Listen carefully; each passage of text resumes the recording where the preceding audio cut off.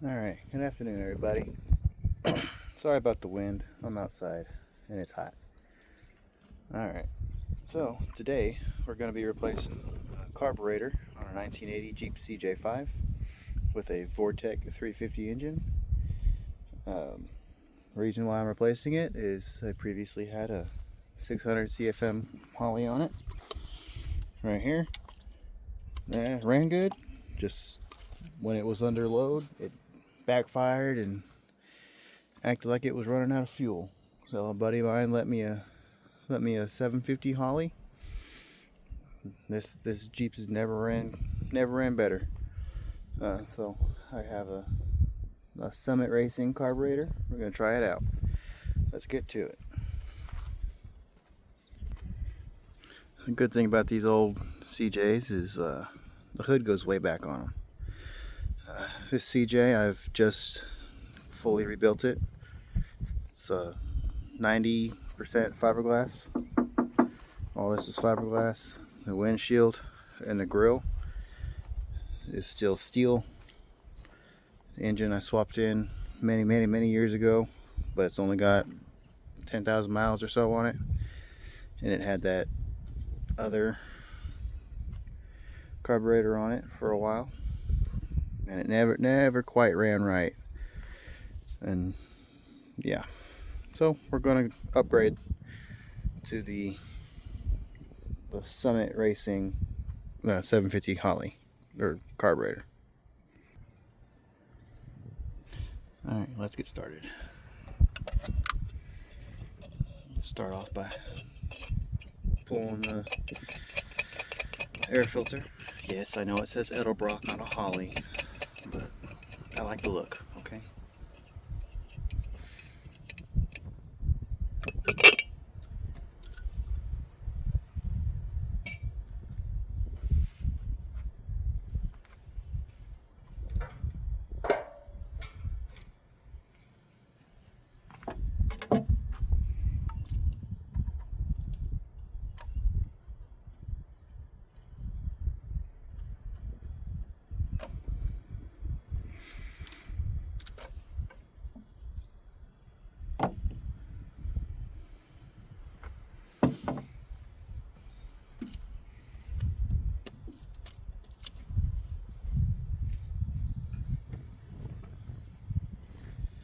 So first thing you do, obviously pull your fuel line off.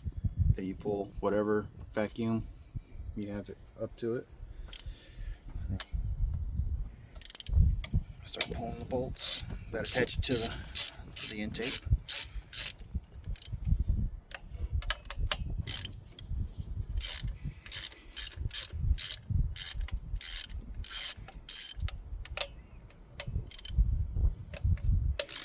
Other thing you're going to want to do is, while you're on the other side,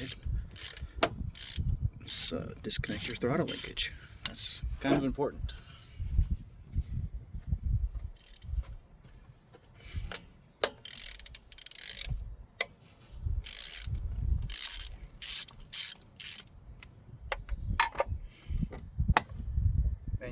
And your throttle return spring.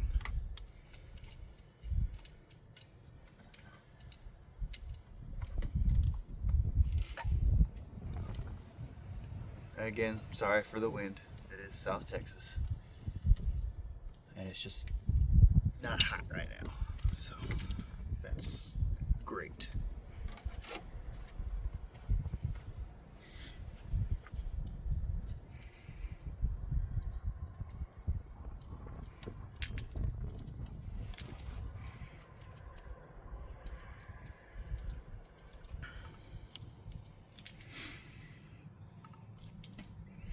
And once you get all the bolts off, you can literally just pull it up and off. Alright, once you pull your carburetor off, try and see about getting this other gasket off right here.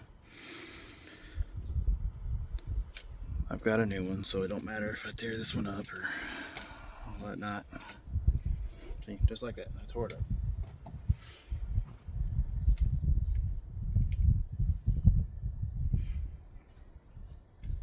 You're also going to want to try and clean it up afterwards. Let me do that and get right back to you. All right. Now that I've got the intake all cleaned up here, you can throw on a new gasket, followed by your new carburetor, 4-barrel Summit 750 carburetor. Now throw that on.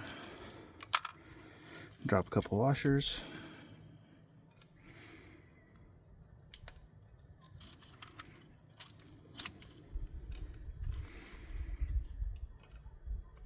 Drop a couple nuts on there.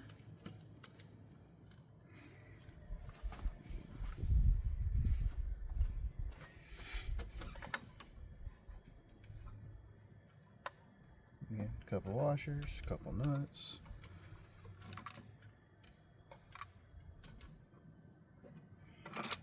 Make sure everything rotates right, which we do. Snug her on down.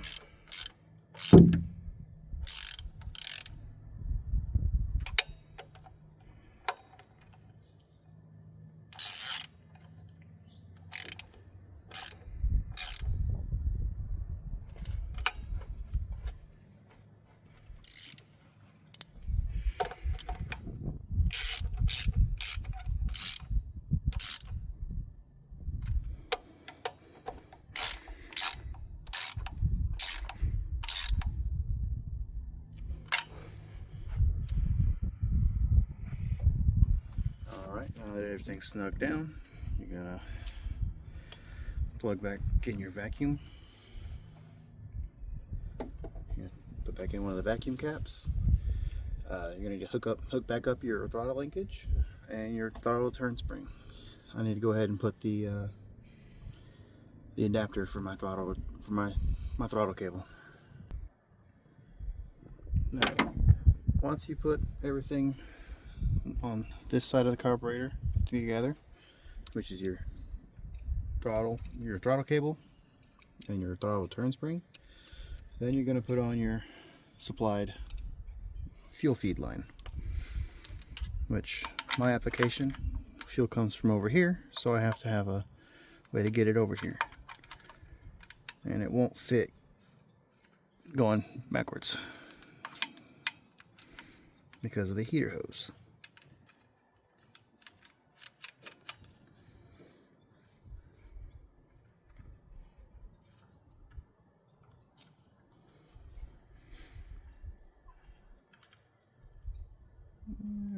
Roughly right there. And so, I'm gonna pull this all apart. This is a fuel regulator, or fuel pressure regulator, because I have a aftermarket inline fuel pump, because this engine does not come with a mechanical fuel pump on the camshaft, because it's out of like roughly a 99 Suburban or so. Let's see if I can get fuel everywhere. Nope. Alright, cool. Makes my job easier.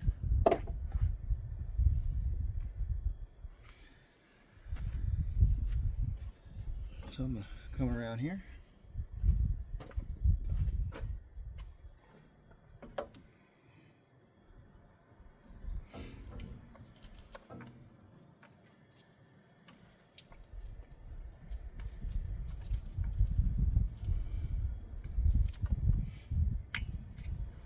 Put a fuel line on.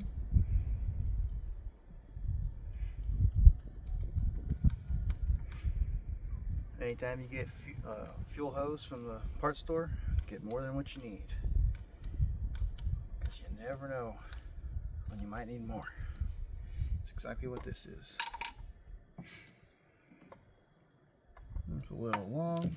Let me go get something to cut it with. Cut it down.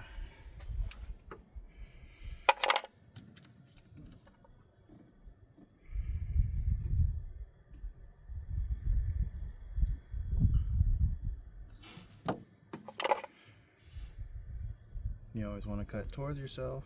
Just kidding. Always cut away.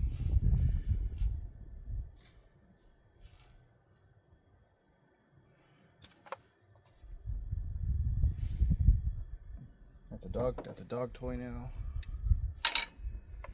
You're gonna get your other hose clamp, or worm gear clamp as some people call them. Stick it on, tighten it up.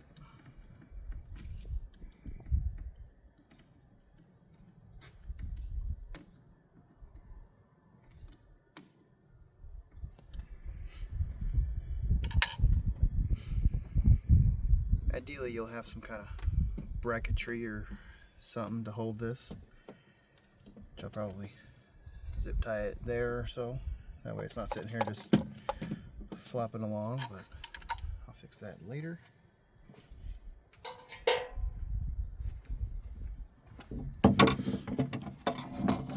It does come with a gasket for your air filter, so go ahead and put that on before you forget.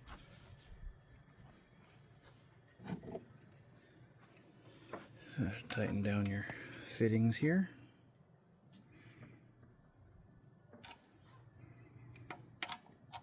You don't have to go He-Man tight, just go snug.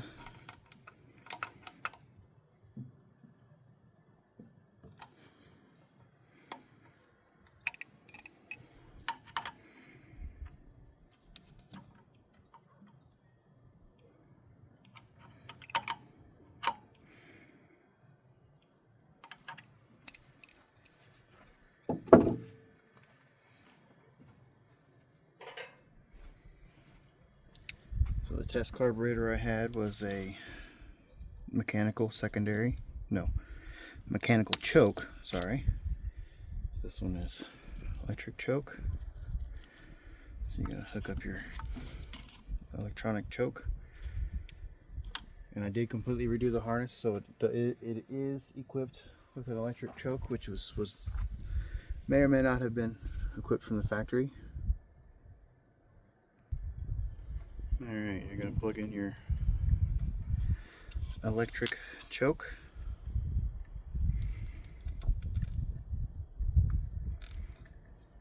And there you go. Bend that out just a little bit.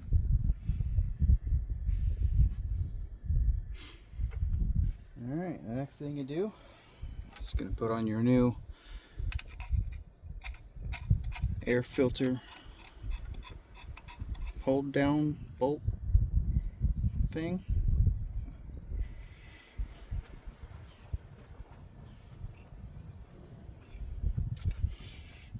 Gonna put on your new, or well, in this case, used air filter cleaner.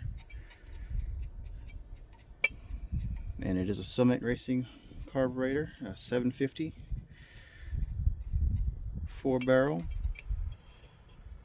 single pumper, and that's okay because it's not a race application. But again, like I said at the beginning of the video, the 600 was not enough, but 650 was probably not enough. But I got lent the 750 and it ran real good, so if it's too much, then I'll put different jets in it, lower down the main jets to see how it runs then. So let me throw a battery in this thing and we'll see how it fires up. Alright, got a battery thrown in this thing, and let's fill up the float bowls and see how they sit.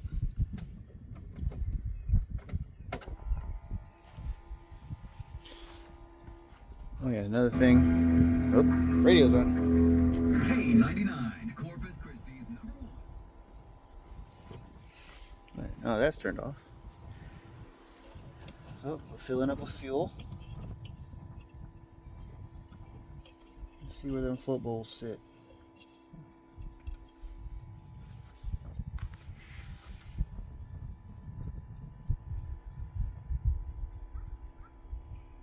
They look pretty good actually. So let's see what this thing sounds like.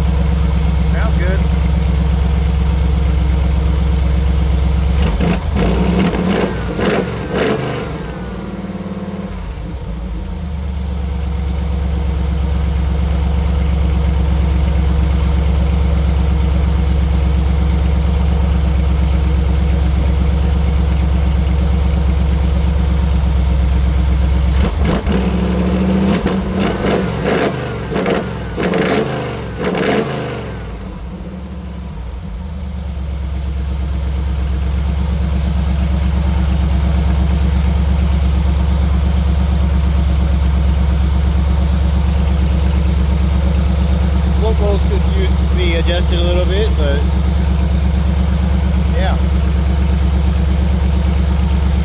And that's how you do a carburetor replacement on a 1980 CJ5 with the Vortec 350